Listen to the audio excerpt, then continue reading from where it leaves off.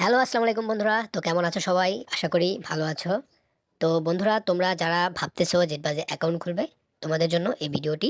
আশা করি এই ভিডিওটি সম্পূর্ণ দেখলে তোমরা জেটবাজে কিভাবে অ্যাকাউন্ট খুলবে, কিভাবে ফুল ভেরিফাই করবে আর কিভাবে ডিপোজিট করবে সম্পূর্ণ এই ভিডিওতে দেখতে পারবে। তো বন্ধুরা, আর কথা না বাড়াই, মূল ভিডিও শুরু করি।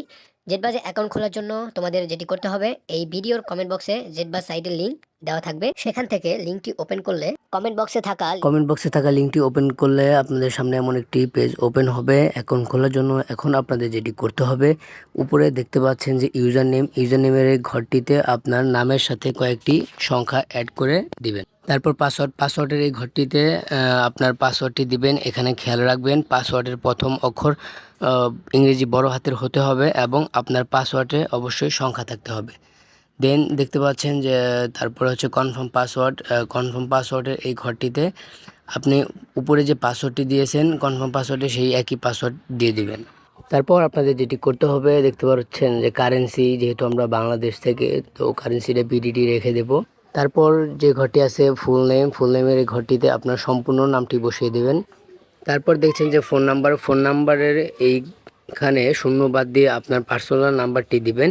যে নাম্বারটি দিয়ে আগে কখনো অ্যাকাউন্ট খোলা হয়নি, এই নাম্বারের মাধ্যমে নগদ, বিকাশ, রকেট উপায় দিয়ে আপনাকে ডিপোজিট উইথড্র করতে হবে। অন্য কোনো নাম্বার দিয়ে ডিপোজিট উইথড্র করা যাবে না। ভেরিফিকেশন কোড সবসময় এই নাম্বারেই আসবে। তারপর যে ঘরটি রয়েছে ইমেলের এই ঘরটিতে আপনার ইমেল অ্যাড্রেসটি বসিয়ে দিবেন। যদি আপনার পাসওয়ার্ড ভুলে যান বা যে কোনো সমস্যা হলে আপনার নাম্বার আর ইমেলের মাধ্যমে আপনি ভেরিফিকেশন কোড দিয়ে আপনার সমাধান করতে পারবেন। তারপর যে ঘরটি রয়েছে ভেরিফিকেশন এই কোডের এই ঘরটিতে ওনারা 4টি সংখ্যা দিয়ে রাখবে।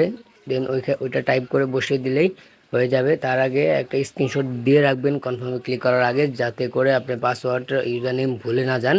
তারপরে আপনার কনফার্মে ক্লিক করলে আপনার অ্যাকাউন্টটি এখন আমরা কনফার্মে ক্লিক করলাম, আমাদের অ্যাকাউন্টটি খোলা হয়ে গেল।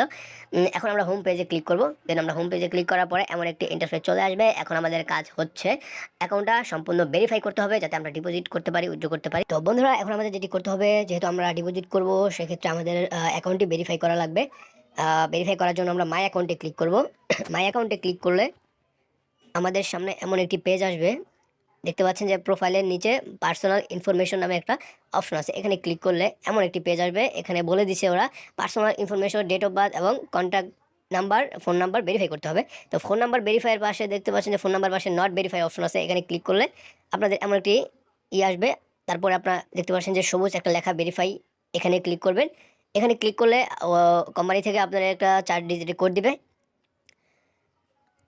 তো দেখতে পাচ্ছেন আমার উপরে ওটিপি কোডটি দিয়ে দিয়েছে। আমি কোডটি এখানে বসিয়ে দিলে সাবমিটে ক্লিক করলে আমার নাম্বারটি ভেরিফাই হয়ে যাবে। তো আমি এখন সাবমিটে ক্লিক করব। তো আছে যে আমি সাবমিটে এখন আমরা সাবমিটে ক্লিক করব। সাবমিটে ক্লিক করলে আমাদের নাম্বারটি ভেরিফাই হয়ে যাবে। তো রিফ্রেশ দিয়ে নেবেন। আমি রিফ্রেশ দিয়ে আবার নতুন করে ঢুকছি পার্সোনাল ইনফরমেশন। তো দেখতে পাচ্ছেন অলরেডি ভেরিফাইড। তো এখন যেভাবে নাম্বারটি ভেরিফাই করেছি ঠিক সেভাবেই আপনার ইমেল অ্যাড্রেসটি ভেরিফাই করে নেবেন। না করলেও কোনো সমস্যা নাই, ডিপোজিট উইথড্রোতে কোনো সমস্যা হবে না। তো করে রাখা ভালো। আপনার যদি কোনো বাই চান্স পাসওয়ার্ড ভুলে যান, সেক্ষেত্রে কোড আপনার জিমেলে আনতে পারবেন। দেন এখন ডেট অফ বার্থ এটা আপনার সেট করতে হবে। তো আমরা সেট করে দিচ্ছি। ওখানে ক্লিক করলে আপনারা দেখতে পারবেন যে এডিটের অপশন আছে। ওইখানে আপনারা ডেট অফ বার্থটা সিলেক্ট করে দিবেন। দেন এখানে সেভ বাটনে ক্লিক করলে আপনার একটা নোটিফিকেশন আসবে সাকসেস। এখন আপনি ডিপোজিট উইথড্র করে ফেলতে পারবেন কোনো প্রকার সমস্যা ঝামেলা ছাড়াই। তো বন্ধুরা, এখন আমি তোমাদের দেখাবো যে কিভাবে ডিপোজিট করবে তোমরা। তো ডিপোজিট করার জন্য তোমাদের এখানে মাই অ্যাকাউন্টে ক্লিক করতে হবে। দেন তোমরা দেখতে পাচ্ছ উপরে ডিপোজিট নামে একটি অপশন রয়েছে, এখানে তোমরা ক্লিক করে দিবে। তো এখানে ক্লিক করার পরে এমন একটি পেজ আসবে। যেহেতু আমি নগদ, রকেট উপায়ের মাধ্যমে তুমি ডিপোজিট করতে পারবে। যেহেতু আমি বিকাশ দিয়ে করবো, তো বিকাশটা সিলেক্ট করছি। নিচে দেখতে পাচ্ছ অ্যামাউন্টটা এখান থেকে তোমরা সিলেক্ট করতে পারবে। 5,000, 10,000, আমি 5,000 করে নিচ্ছি। দেন আমরা এখন সাবমিটে ক্লিক করলে দেখতে পাচ্ছ যে অ্যামাউন্টটা দেখা যাচ্ছে এখানে 5,000। দেন আমি এখন সাবমিটে ক্লিক করলে আমাদের একটি পেজে নিয়ে যাবে। তো আমি এখন সাবমিটে ক্লিক করব। তো ক্লিক করার পরে আমাদের একটু লোড নিয়ে এমন একটি পেজে নিয়ে আসবে। তো এরকম একটি পেজ দেখতে পারবে। এরকম একটি পেজ দেখতে পারবে। উপরে দেখতে পাচ্ছ বিকাশ পেমেন্ট, এখানে ওরা একটা নাম্বার দিয়ে দিয়েছে। দেখতে পাচ্ছ এই নাম্বারটি নিচে দেখতে পাচ্ছ কপি নামে একটা অপশন আছে। এই নাম্বারটি তোমরা কপি করে নেবে। দেন কপি করে নেওয়ার পরে তোমরা বিকাশে চলে যাবে। দেন বিকাশে যাওয়ার পরে তোমরা এই নাম্বারে ক্যাশ আউট করবে। ক্যাশ আউট করার পরে তোমরা ওই স্ক্রিনশটটা দিয়ে রাখবে ক্যাশ আউটের, আর ট্রানজ্যাকশন আইডিটা কপি করবে। দেন কপি করার পরে এখানে দেখতে পাচ্ছ রেফারেন্স আর ট্রানজ্যাকশন আইডি, এখানে তোমরা ট্রানজ্যাকশন আইডি পেস্ট করবে। দেন তোমরা যে স্ক্রিনশটটা দিয়েছো ওই ক্যাশ আউটের, সেটা এই সোর্স ফাইলে গিয়ে এখান থেকে তোমরা ওই ফাইলটি সিলেক্ট করে দেন তোমরা সাবমিটে ক্লিক করলে তোমাদের ডিপোজিটটি হয়ে যাবে।